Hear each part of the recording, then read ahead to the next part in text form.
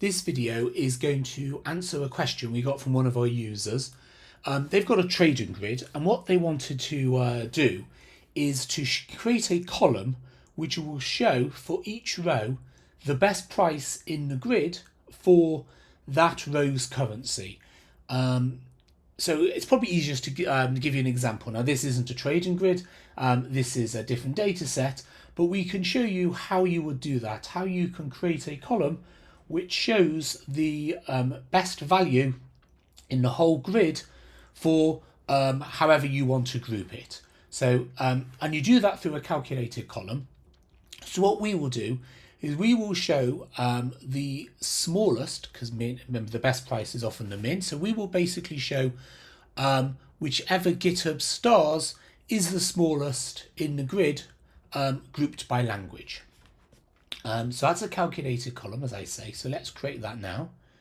So let's call that fewest stars, and that's going to be an aggregated scalar expression because essentially it's going to look at the whole grid, and it uses min. So essentially what it does is it looks at the whole grid and it will give us the minimum number of stars, and then we know it's a number. You can do other things you want with the column if you want to make it sortable, pivotable, etc, etc.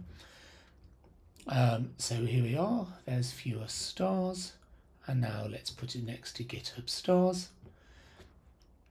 And we can see here that it's telling us that the smallest Github Stars is 1,000, which is true.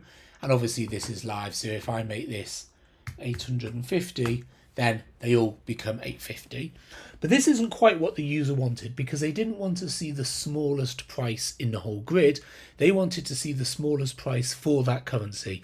They wanted to essentially group this scalar expression. So let's update that to do the same here. So let's now edit the calculated column, and in our expression we don't just want the minimum value in the whole grid, we want to group that by another column, and in our case we're going to group it by the language column.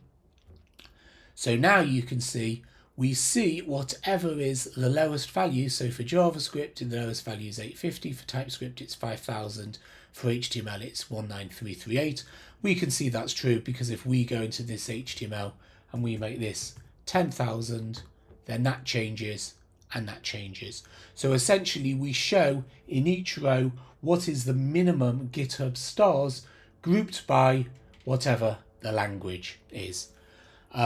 So that's called an aggregated scalar expression. It's worked out dynamically on the fly by Adaptable, and it's a very powerful way of allowing you to see your data dynamically grouped however you want. As always, thank you for watching. If you have any questions or you'd like a personalized one-to-one demo, please get in touch, or likewise, we're happy to offer you a free, no obligation trial license so you can try out Adaptable for yourselves. Thank you for watching.